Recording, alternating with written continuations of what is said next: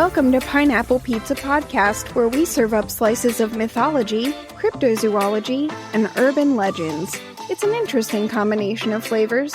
Weird, but it works. Today we have a pair of visiting chefs who will be serving up some of their favorites. I'm your hostess, Ashley, and with me today, as always, are the wonderful Emily and Lindsay. Hi. Hello. Hi, ladies. All right, please join us in welcoming our amazing, funny, and awesome friends. They are the hosts of the hilarious and honestly biting sometimes, but in the best possible way, podcast So Horrified. I'll take it. That's us. Matt does all the biting, so. Oh, Matt does all the writing. See, I'm learning so much stuff already. Oh, I said biting. Oh, he does all the biting? We actually, we don't write any of it ahead of time. Well, I think Saidie's rabbit hole can be pretty biting sometimes, but I fucking love it. That just sounds dirty. Yeah, I love it. Yeah, I just hear biting and I'm like, sexual. Yeah, right. I temporarily forgot which podcast I'm on. I should not have said anything that could be taken as dirty. Because we will run with it. Yes, you will, and I will never get it back. All right, so I don't think I actually introduced you, so please join us in welcoming Matt and Saidee. Yay, Yay! welcome. Woohoo! Thank you. Thank you for having us. We're super excited. I mean, we're super excited for you to be here. I am thrilled because I don't know if you guys know this, but Saidee is my weird sister. So this is very important to me. It's a family reunion. It is. And we laugh at all the same stuff. Oh my goodness. Okay, so before we turn it over to you guys, we get to ask you some questions. Ooh. Are you ready? I don't know. Probably not, but I'll try. I'll do my best. I have faith in you guys. It's going to be great. All right. We are going to start off super easy. Question number 1 is, tell us a little bit about your show. When did you and your co-host begin So Horrified? we actually just passed our 1-year pod anniversary last month. So we started March 2020, pandemic times, I guess. Right. Right at the beginning. As so many podcasts were I born. feel like a lot of people were just like, hey, let's just get some microphones and talk about some stuff. Right. Nobody's doing anything We've got else. nothing else to do right now, so. Let's just shout into the void. Right. I think Saidee gives a better summation of what the show is than I do. Oh, yeah. Well, because I say it at the beginning of every show. The one part of our show that's scripted. That we are a show about scary movies that are horrifying for all the wrong reasons. And I say it just like that. That's my professional podcast voice. Right. Exactly. Oh my gosh. I still don't have a professional podcast voice, so I am very jealous. I just have it for that one sentence, so, you know. It goes away immediately. Well, and I feel like it's because I've said that line so many times that I am able to focus instead on how I'm speaking and be like, I'm going to use my professional voice that my theater teachers taught me. But then with everything else, because it's not scripted, it goes into my weird, annoying, like, I can't stand to listen to it when it's on. Like, Matt gets so annoyed because I don't listen to our podcast.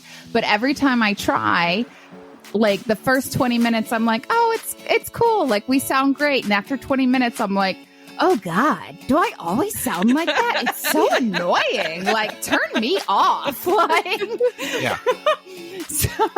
I have to edit the damn thing, and so I sit there for hours just thinking the same thing. Is this really what I sound like? It feels so bad. I couldn't do it. I wouldn't last. Yes, I am very thankful that he does all the dirty work when it comes to the editing and all that stuff. I think, like, I don't know about Lindsay or Emily so much, but I have the same exact problem. I can't really stand to listen to my voice played back, so I suffer through, like, listening to the audio for this show so that we can all be comfortable with it before it goes out, and then as soon as I turn it off, I'm like, I hate my voice, never talk again. Man, I don't pity that. It's weird. Like, it's a weird thing with me now. I feel like it's like an Adam Driver level thing of like, no, if you try to make me listen to myself, I will walk out of this interview. Like, kind of level of thing of like, no, I just can't. I don't know. It annoys me. I kept thinking that I was going to get used to it at some point, but we're like, 50 episodes in or so, I think, with all the mini episodes and everything, and not yet. I'm the same way when it comes to my own voice. Whenever I'm editing my other show or this show, I'm just like, wow, people want to listen to this? Like, awesome. Okay. I feel like it's a common affliction. Yeah, I think everybody has at least one thing that they wish that they didn't do when they have to listen to themselves played back. Like, maybe you're okay with the sound of this actual sound of your voice, but if you have weird verbal tics, you'll immediately notice them when you have to listen to it played back.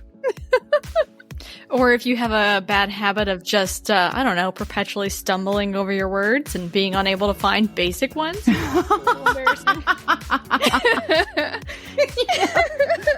I can't relate to that at all, but Oh my God. So much self-criticism right now. I know, right? This just became like group therapy, I think, is what we've stumbled into here. We'll send you the bill later. It's fine. We were going to send you the bill. Right, I was going to say, I feel like we got to here. So. Feel free to bill me because I'm not helping anyone. Oh my gosh. All right, I better get back on track. Okay, so you sort of answered this already, but I guess in like a little bit more detail, can you tell us what kind of topics you cover on the show? Sure. Yeah. So every week we choose a movie, a bad horror movie that gets terrible reviews, and we watch it. And usually we have a guest come with us and make them watch it too. And then we get together and talk about it, and we kind of pick apart what we didn't like about it. If there is anything we did like about it, we make that known too. Right. But yeah, we kind of crack jokes about how terrible it was. And then in the second half of the show, we do kind of a deep dive into the reviews of the movie and what people said about it online, and trivia either about the movie production itself or about something in a similar topic to what the movie was about. Right, because a lot of the movies we go into will be like super low budget, or people weren't invested enough in the movie to go on like IMDb and put trivia in the like trivia section, or I mean, I search more than just the IMDb trivia, but and so yeah, sometimes we'll go like, well, it was about vampires, so here's some vampire trivia. Right, exactly. Like when Ashley and Lindsay came on for our Boogeyman episode, and I did trivia on kind of like different Boogeyman-esque type creatures in different countries and stuff. It was fun. I really liked that, hearing the different types of boogeymen around the world. I thought that was pretty cool. Mm-hmm. And all the different names that they had. Right. Like, I love doing... That's why we have that, is because, like, every movie we watch, if I get into it, or, like, every show, Matt always knows that I'm going to start just throwing random trivia at him. I'm getting a flashback. Wasn't one of the boogeymen like a steam room sauna demon that like scratched your back? That was like a Norwegian thing. And it like scratched your back if like, I'm trying to remember, like if you made it angry or something, it would like scratch really hard and like, but it was like a fortune telling thing. And like the way it scratched your back, I think like if you like tried to look at it, I think is what it was. It would scratch your back really hard. People are weird. They are. There's weird stuff. Yeah. But yeah, like I don't know. I do it anyway. And so when we started the podcast, I was like, oh, we have to have a rabbit hole, right? Because every movie that I get really into or TV show, I go into a deep rabbit hole anyway. Half the fun of watching a bad movie is then learning everything about it. Right, obviously. And sharing that knowledge with the world. Right. Right, exactly.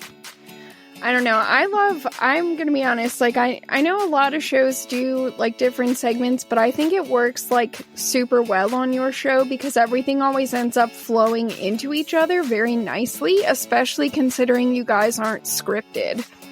I agree. Well, thank you.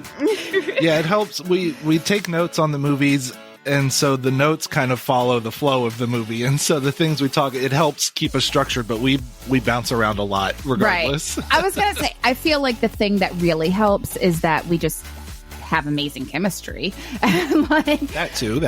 You know, and I don't know, it's funny how often our notes will match up in certain ways or like our ratings and stuff like that. And so I feel like that helps us with the fact that it's not scripted, that we kind of think similarly about it a lot of the time, and so it just flows into things. Yeah, I think it also helps a lot that we watch the movies separately, and so we're talking about them for the first time on the show. Oh yeah, like if we had talked about them before, then we'd be like, wait, I already said that feels weird. So it just flows like one of our normal conversations kind of things, you know? Yeah. Yeah, oh, that's awesome. I didn't realize that you guys were watching them separately, but I think that probably does make a huge difference. I always feel really weird if I have to talk about the same thing twice with the same person. It gets very warped. Exactly. Yeah. Right. And it's like, I've acted and I wrote and stuff like that, so it shouldn't seem weird to me, but it does when it's like normal conversation. Well, especially if you're trying to be funny, like it's not going to be funny the second time because I've already said that joke, and so the spontaneity helps there. Right, yeah, definitely. Okay, when do new episodes come out?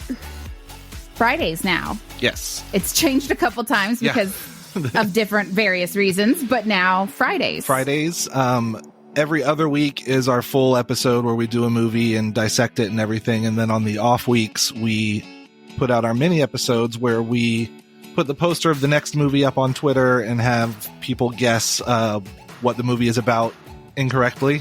Right. Wrong answers. Read their guesses. And then our lovely daughter Harper gets to come in and give her guesses of what she thinks the movie is about based on the poster. And kind of tease the upcoming movie. So those happen every other week, and then the full episodes every other week as well.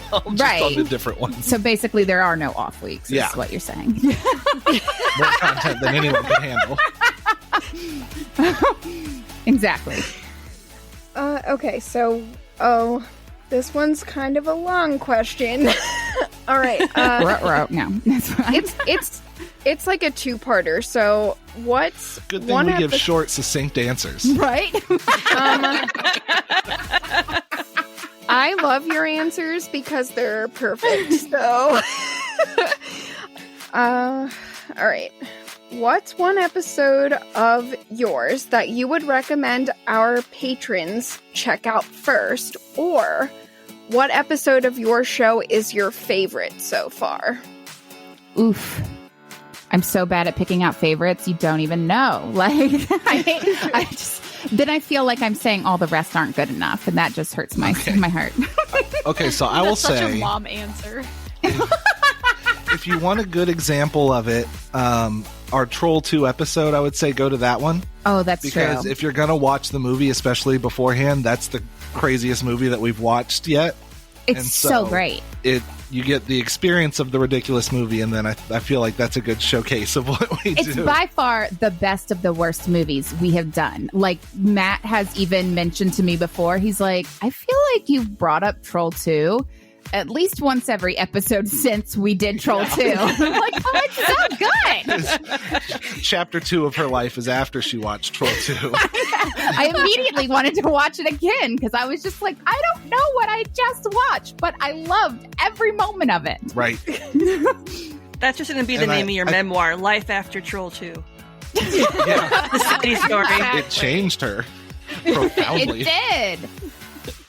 But also, I would have to say specifically, like, for your patrons, since they know and love you guys already, that a good, like, way to transition could be with Boogeyman, since that was with both Ashley and Lindsay, or then even episodes that...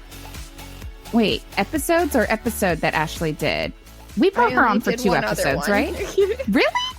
Yeah, it was... It feels like there was more.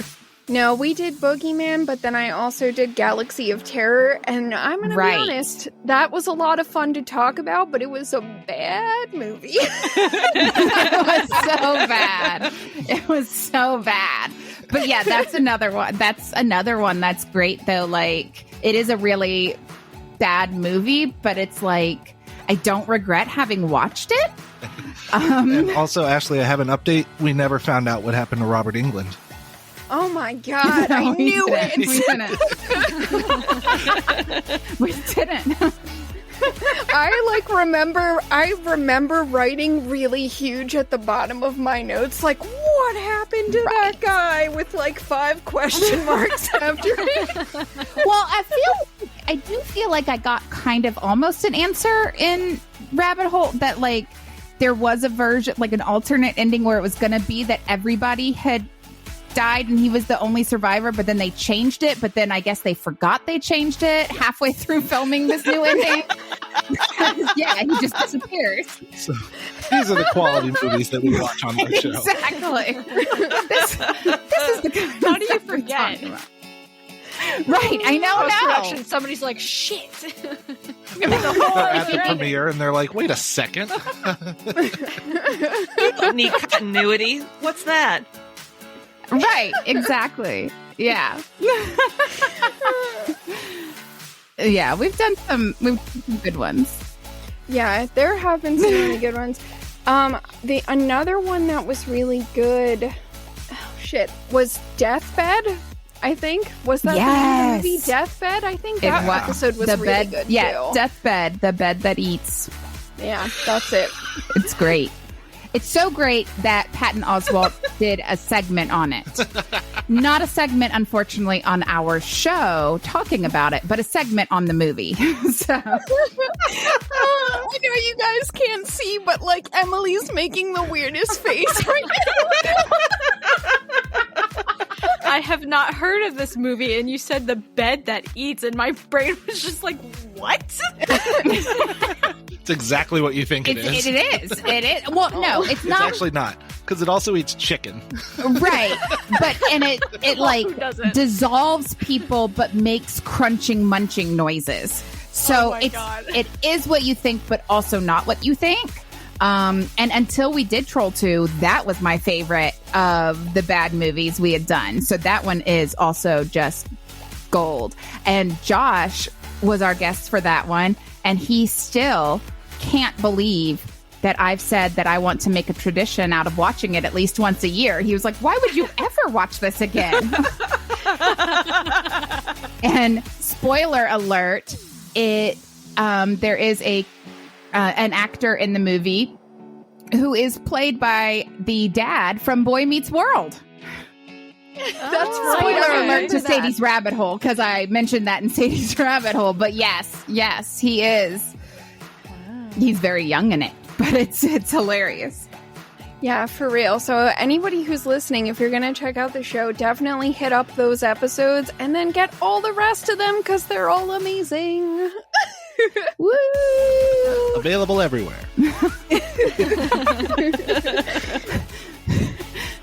I mean, not like everywhere. You can't walk into like your like mom and pop store down the street and be like, got them by the I counter. demand this podcast. Just pick up one episode and take it home.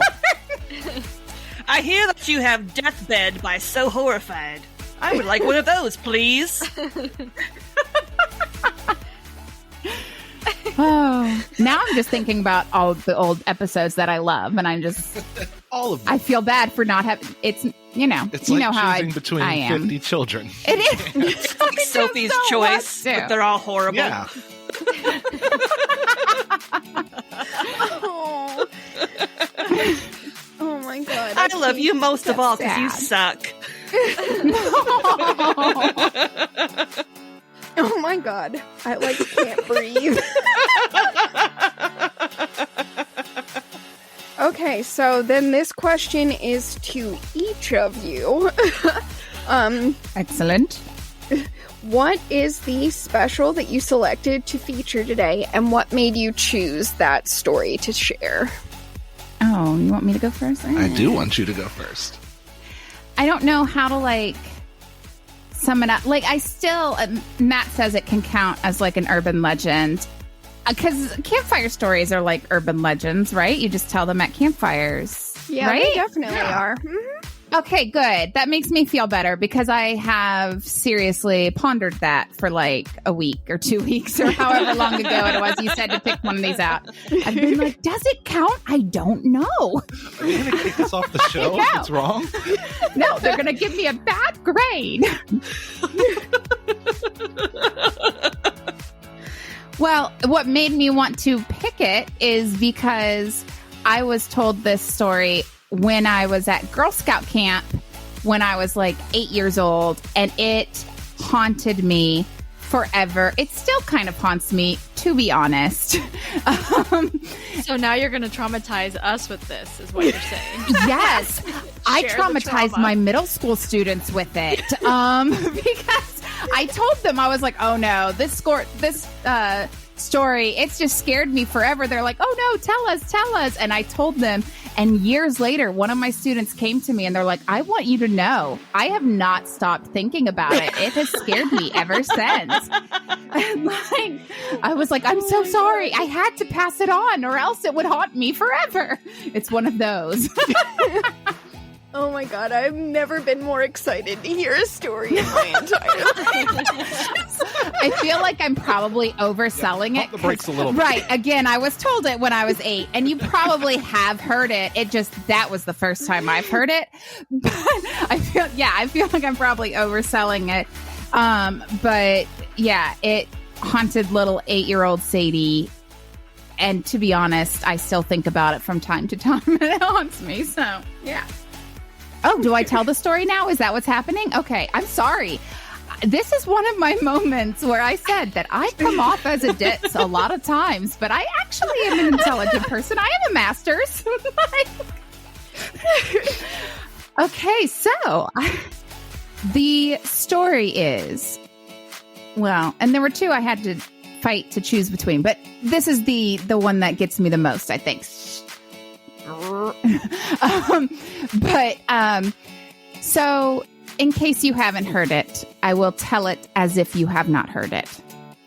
So there is a young woman and she lives alone, just her and her dog, right? And she has this dog trained, she gets nervous a lot. And if she hears a noise outside and gets scared, since she's a young woman living alone, she gets scared sometimes, and she will put her hand down because her dog sleeps right beside her bed, and the dog will lick her palm, lick her hand if everything's okay. So one night, she hears some noises and gets scared and anxious. But she puts her hand down by her bed, as she always does, and she feels her dog lick her hand. So she's like, okay, everything's fine. I'm just getting nervous. Then she hears another loud sound, and it sounds like it's coming from the living room. And she puts her hand down again, and there's, her hand gets licked or whatever, and then she hears it, and it sounds like it's the bathroom or something. And so she actually gets up and goes to check the bathroom, and in it she sees her dear dog dead, and on the mirror, written in blood, it says, "Humans can lick hands too." Yes. Why? Right? Doesn't that just on like a really deep level just like, why? Okay, now I need to ask, who in the hell told this story to 8-year-olds at a Girl Scout camp? Right? Well, I mean, was this like a counselor? No, it was other girls who were in the bunk, like in my bunk at the Girl Scout camp that told me. I have no idea who told them or where they heard it. So they were like around my age, I guess, who told it to me. But yes, I got scared really easily as a kid anyway. And I got so freaked out. And this, like, I still to this day get nervous putting my hand down or even just like a foot hanging like off the side of the bed at night, because I'm like, you don't know who's down there. If I feel someone licking me, I'm gonna freak out. Somebody does a full swipe up your toes in the middle of the night. Okay, so that story, what you're telling us is that this woman is laying in bed and there's somebody laying on the floor face up waiting for her hand to drop over the side so they can lick it. Yes. Like they somehow, I guess they've steadied her routine and they know that her dog comforts her in that way. He's been under the bed for a while. Right. Up the nerve. Even worse. It reminds me of all those stories you hear about people that like live in your house without you knowing they're living in your house. Yeah. That like watch you and like learn your habits, and then they like appear out of nowhere and murder you and things like that. Yes, like, it's so that's scary. Immediately what I think of, and I'm just like, okay. Yeah, I wish I didn't know real stories where that's happened, but unfortunately I do. Yep. Right, sure. The Spider-Man guy or whatever. Yeah. Yep, that's exactly what I'm thinking of. What about the one that was out in, was it like Germany? The Hindrance Murders, yeah. Yeah. That's like my favorite unsolved murder. Because, yeah, that one's insane. Do you think he licked their hands before he killed all of them? No. I would hope not. That'd be super gross. He did it after. The origins of this story. Oh, Matt, why? She sounds just like me. I say that to you all the time. Oh my god. There's so many questions for this story. Did you never hear it before, Emily? I've heard something like it, and I knew right off the bat as soon as she said that the woman's hand went over the side and the dog started licking her hand. I knew it right then and there that it wasn't the dog. Right. Oh. Yeah, my sister told me, my sister, who I don't get along with, I would like to... Well, okay, to be fair, sometimes we get along, but when I was a little kid, we did not get along at all. Yeah, she told me that story when I was probably 7 or 8 as well, because she's evil. It's so mean to tell a poor little kid that. Yeah, it messed me up. It haunts you until you die. And it's one of those that, like, I'm pretty sure it was, like most urban legends are, told to me in the thing of like, oh, I know someone this happened to. Yeah, this was my cousin. Right. And so you're just like, what? Like, and I remember someone else saying that story once, and I was like, oh, I know someone that happened to. They're like, everyone thinks they know someone that happened to. I'm like, wait, so it really didn't, what? I was lied to? That little 10-year-old twerp in my Girl Scout camp lied to me? I was hoping it was another kid that told the story, because I was like, if it was an adult that told a bunch of 8-year-olds that story, they should not be allowed to, like, lead at Girl Scout camp ever again. Like, that's awful. A lot of sheets were changed at the Girl Scout camp. Right.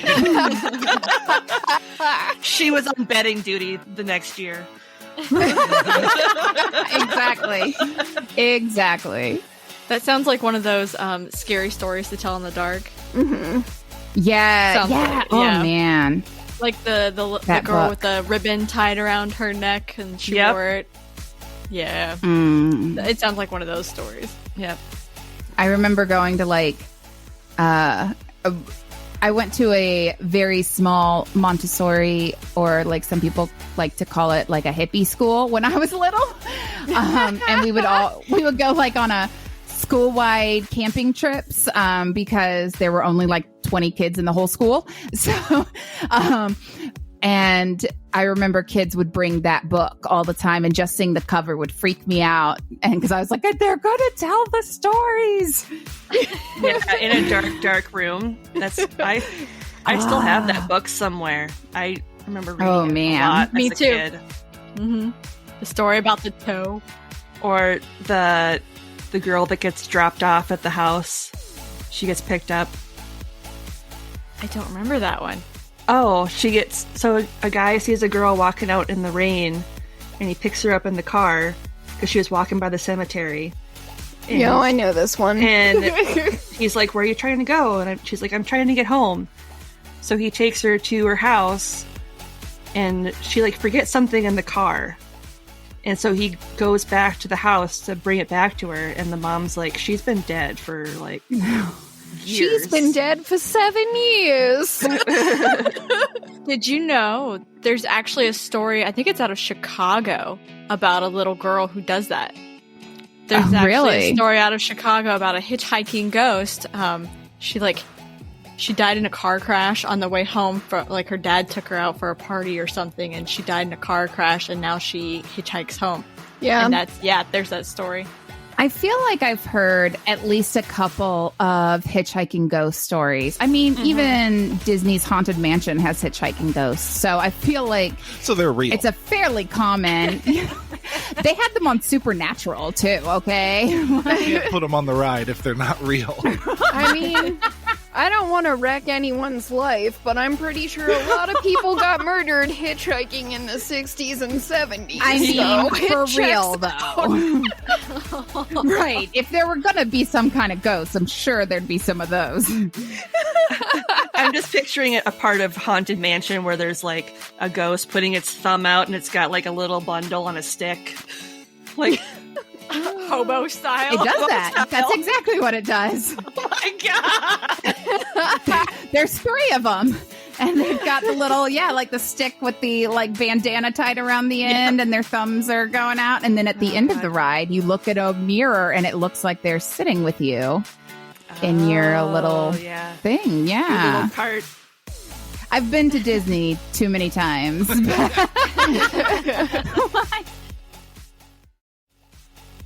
Okay, so moving it back onto track here, Matt, why don't you tell us what story you picked and why you picked it? All right, so I wanted to pick something that was more local to us. We're in Atlanta, and so there's a lot of old creepy shit around here, so I figured I'd have an easy time. And there was surprisingly few interesting things, but I did find one.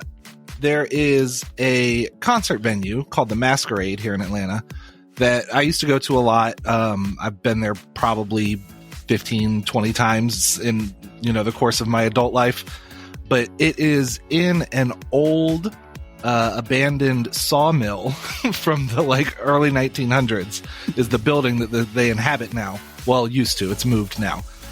But the building used to catch fire a lot when it was a sawmill. Our eyes are all the size of golf balls right now.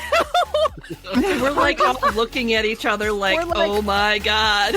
Oh my god, what's about to happen? Oh, buckle up. We're going on a ride. So back in the early 1900s, when this was a sawmill, they used to make stuff called Excelsior, which is like that weird wood shaving that they would pack stuff with in old crates back in the day. Oh, okay. Oh, crates that are packed like fragile. Yeah. And because, people are in there smoking all the time, it used to catch fire a lot. So a lot of people have died in there in fires. Yeesh. It used to have really bad tuberculosis outbreaks because everybody was working in such cramped quarters and it was not ventilated and stuff. So people would get tuberculosis and die. A lot of people have died in this place. Oh my God. Even after it became a concert venue in the 80s, it was very, they did nothing to update the outside of the building. The windows are still all shot out. It looks like it's about to fall apart because it was about to fall apart. Oh my God. When it was 3 stories tall, and so there were really 3 venues inside. There was heaven, hell, and purgatory was in the middle. And if you were in the top floor and it was during a concert or something, you could feel the floor about to collapse onto the lower levels. So it was a very rough shot building. But you would hear a lot of stories about it being haunted because it was so old and so many people had died in it. And so I started to look up some of the stories of that. And they say that there is a Phantom of the Masquerade, who some people have called a ghost and some people call a vampire. But they say that he some of the articles described him as just a tall, broad-shouldered man, and some of them called him a tall black man. So take that as you will. Okay. But a lot of people say that they see him wandering the halls and cleaning up and stuff like that, and that a lot of the employees say that there are cold spots in certain areas of the place where it's usually always very hot, but you'll find these random very cold spots. And that they can hear people screaming from the stairwells when there's no one in the stairwells. Ew. I don't like or that. Up in the rafters. Yeah. Yeah, I do not like that at all. I do not want to go to there. Nope. There's currently nothing in that building. It's abandoned now. The Masquerade moved downtown to a newer, nicer building that wasn't about to collapse. And so if anybody is interested in trying to find this ghost or vampire, you're going to have to illegally break into this building because it's not open anymore. Which I know a lot of ghost hunters do. While I was researching this Vampire of the Masquerade, I came across what is my new favorite website, which is the AtlantaVampireAlliance.com. Alliance. Yeah. Let's all get together. Right? What is the Vampire Alliance, you ask? Oh my So gosh. this is from their mission statement. This is their mission statement on their website, in part. It's quite long. The mission of the Atlanta Vampire Alliance, or the AVA, is to promote unity in the greater Atlanta real vampire community while being available to the newly awakened to encourage self-awareness and responsibility. We accept members from both the sanguinarian and psychic backgrounds from the local community, and we do not criticize other houses, orders, or paths, but remain neutral and available to all who wish to belong. And so this site is very detailed about how these are not, and they are very specific to say, they are not role players, or cosplayers, or lifestyle enthusiasts. They say they are fucking real vampires. Verbatim. Yes. Yeek. And they have meetings where they say that they are not a service for this, but that if you come to the meetings, you can do this, where they will line up vampires with people that want to be donors and let the vampires drink their blood. Oh, I'm so... I don't like that this is close to us. This is the worst, Alcoholics Anonymous ever, where it's just or the weirdest meet cute ever. Right. Oh my It's just further proof that if a thing exists, it's someone's kink, and I'm gonna die on that hill. Yeah. Very true. I wonder how accepting they really are of the psychic vampires, though, because as we know from what we do in the shadows, they don't like the psychic vampires. Right? Right. Well, we love that show. This is from the FAQ section of their page. Oh. Yeah, one of their 10th most frequently asked question is, what is a quote-unquote real or modern vampire? Yes. And they say that a vampire is essentially an energy feeder or blood drinker that may display various levels of psychic ability. Vampires are generally individuals who cannot adequately sustain their own physical, mental, or spiritual well-being without the taking of blood or vital life force energy from other sources, often human. Oh my God. I guess I'm a vampire because I can't live off, I need to live off other people's happiness, I guess.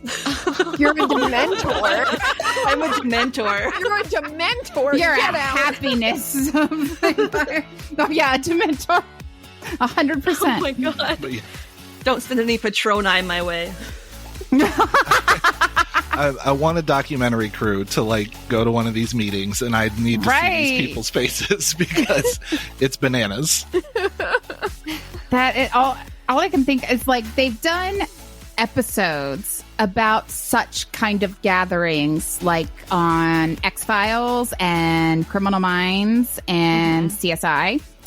I watch too much TV, apparently, but I don't know. I never thought that it would be I always thought it's probably just blown out of proportion, and it's really 5 people who are fans of vampire, or a bunch of people that really like vampire stuff but aren't and there was this building when I lived in LA, I think it was in North Hollywood. My friend and I used to drive past it sometimes, and it looked just like an old abandoned building, and it just had written on the side or above a door or something. It just said vampires. And I was like, I am so tempted to find out what's there, but I don't want to go in there and then be attacked by vampires. But it's so, I had no idea that there really were to have a website, have that. Oh, there's a map where they have little bullet points of where all their members check in from. Mostly on the northeast corner of the city, oddly. I don't know why. That is very strange. that area of Atlanta is just chock full of vampire stay away activity. from there. I'm just picturing that building in LA, it's catfishing scheme, and it's actually Van Helsing people that hang out inside. So then when the vampire My comes friend and I in, had a theory about that too. It's like a Wile E. Coyote situation where they're trying to catch a vampire. hey, my buddies are going to be here. It's just nope, psych. And then they just stake you right away. That's what we'd wondered too. We were is it going to be just a bunch of vampires, or is it going to be vampire hunters, or just people who are really interested in vampires? And they're maybe if we go here and put the word vampires, they'll come here so we can be ooh, let's ask you a bunch of questions. What is going on there? And I never found out. I don't know. Still to this day. It's just an underground Anne Rice fan club. It's It's exactly. It's definitely some kind of trap. The only question is, who is it a trap for? Trying to trap. All we know is there are a lot of frilly shirts on the other side of that door. Oh my God, and now I'm picturing when Sean and Gus go to the vampire club. Yes. I love that episode. He's wearing the frilly shirt. Yep. He went very Lestat in the fashion choices department. It was great. Yes. I recall that now. Oh my God, if that whole alliance is Sean and Gus, I'm so in. That would be a far more entertaining, I think, thing than having people it just being a place where people go and drink real blood and be I don't want to. I feel like Sean would qualify as a psychic vampire. He definitely lives off of other people's reactions. That is very true. That is very accurate. What all kind of, y'all might know this, so what all kind of psychic vampires are there? I never realized that was a legitimate, term of things. And, we've watched it on What We Do in the Shadows, the TV show, and I did not realize that was a real thing in vampire lore. I thought it was just a thing where they could manipulate you to do things to make you more compliant. See, I thought all vampires had that. I thought that was a vampire. That's what I thought. Ability. That's what the Vampire Alliance seems to think. So right. They're the definitive word. I guess I'm an honorary member, I guess. So I'm going to reveal a little something about my past here. What? I was born in 1386. Okay, it's not that super revealing. I mean, I was one of those teenagers, 15, 16, that's like, wow, vampires are so cool. I want to live forever, even though I hate my life and somebody kill me now kind of thing. But So you were emo, just like me. What 16-year-old isn't? Come on, you've got some crap going on. You're hating your life. But what's the John Mulaney stand-up where his brother gets called up on stage at the... Oh, at Cirque du Soleil, and then they take a bra out of him. Yeah. And they're like, oh and yeah. He's like, at me, I'll kill myself. He mind shooting himself in the head. Yeah. So that was me at 16, and so I was super into vampires, but I wasn't cool with the idea of drinking somebody else's blood because, ew. So right. I did a little bit of research and I found out that psychic vampires were a thing, and I was like, that's cool, I want to do that. So what I learned about it back then, mind you, this is like the turn of like the century, so it's the 2000s-ish. Mm-hmm. So things may have changed, but back then it was a psychic vampire was something that could come in and kind of feed on your emotions. So if you were really charged, happy or really sad or something, the psychic vampire could kind of come in and feed off of that energy, and then it would leave you feeling kind of tired afterwards. See, that's me. Okay. I am a psychic vampire. Well, and that basically is what, from what we do in the show, I don't know. I thought maybe there were different kinds that fed on certain energies, but like, I guess it can be just any kind of emotion. Yeah. I like their take on it, that he just talks you to sleep. Right. I love it. All your energy out. Right. But yeah, that's what I learned about them, and mind you, that was a long, long time ago, so. Was it a GeoCities site? Oh no, I had books. I had books and the black makeup and the black clothes, but I also had super short hair that I dyed blonde, and I was Bubbles from Powerpuff Girls. I don't know. I was a confused child. That's hilarious. It's totally okay. You were a conundrum. My friend and I used to call each other. She was Bubbles, and I was, oh my god, I never can remember the name. The brunette, the green one. Buttercup. That's right. I was Buttercup. We used to say that when we were younger, and we had another friend who was Blossom. But she was a redhead, so nobody cares about her. So she was the devil. So I have a question.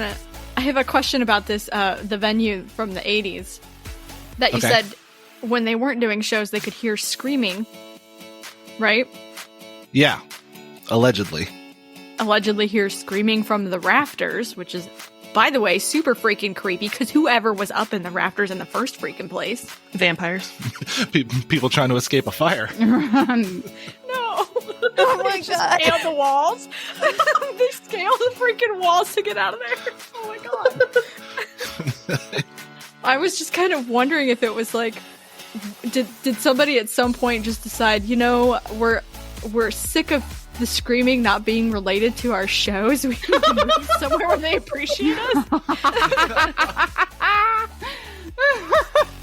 I think what happened is they were either going to have to spend a significant amount of money to make that building tenable again, or they were going to have to move, and they chose to move. Yeah. I haven't been to the new place since they've moved, or maybe I have once, I'm not sure, but it can't be the same, because just the feeling that this building could go at any minute, it just makes every show better. Oh god.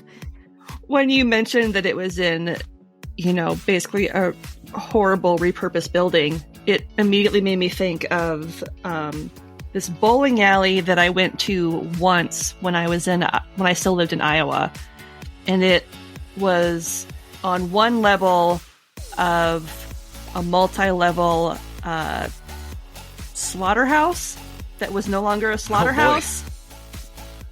And it had cow ghosts. It had a bunch of cow ghosts, and So when you would be walking down the halls to get to the different businesses, they would still have like the hooks and stuff. The hooks and stuff hanging there, so you could see where they would like haul the carcasses during production. Do you feel like anybody ever use those as like a zip line to get from one office to the next? Well, I mean, they didn't have like the hooks hanging there, but they had like they still have the tracks and stuff, so you could definitely like tell what was there. When you repurpose an old building, you have to ask yourself, what's the most grisly thing about it that I could keep? How haunted is this space, and how profitable will it be? Those are the questions. How often can I remind people that lives were lost here? Oh my god. Okay, so thank you, Matt and Saidee, so much for joining us and sharing those amazing stories. I know we're gonna all go to bed tonight trying to figure out what was by that vampire sign that Saidee saw. And probably also thinking more about that horrible building that many people probably died in. I am looking forward to the weird dreams that I am going to have. Before we let you guys go, would you mind telling our guests where they can find you guys on social media? We're most active on Twitter. You can find us at So Horrified. We have a Facebook page that exists, but barely. As most Facebook pages these days, it's not, the most active place in the world. But yeah, Twitter's probably the best place. We can be emailed sohorrifiedpodcast@gmail.com if you have movie suggestions or anything like that. You can listen to us on all the platforms, Spotify, Apple, all those big ones and little ones too. But not at Walgreens. No. Coming soon. We're trying to break into the drugstore market. Oh my god. We hear it's lucrative for podcasts. I don't know. Oh my god. I paid a marketing guy $20,000 to get us in there, so I hope it works out. Oh my god. Thank you for coming to visit our beautiful pizzeria and enjoying a creepy slice of our guest chef specials for this week. Pineapple Pizza Podcast, sweet and cheesy. Not everyone understands our awesomeness, but we're glad that you do? ? If you're enjoying the show and you'd like to help support us, check out our TeePublic shop for some amazingly fun and funny merch. Or if you want to do a one-time donation, you can do that on buymeacoffee.com and buy us a fresh slice, because we can never get enough of basically anything, if we're being honest.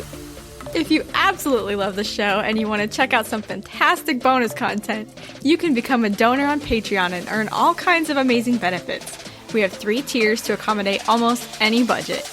The $3 Mythbuster, $7 Cryptid Hunter, and $15 Storyteller. Become a patron today and start enjoying all the perks and extra content right away. Don't forget, you can find us on Twitter and Instagram at PineAppPizzaPod. That's PineApp, APP, Pizza Pod. You can also send us questions, comments, and topic ideas at pineappizzapod@gmail.com. Remember, there's the 2 P's in app. Otherwise, you're emailing someone else, and I don't want to be held responsible for that. Thanks for stopping in for some deliciously weird morsels, and just remember, no matter how you slice it, you're awesome. And we love you.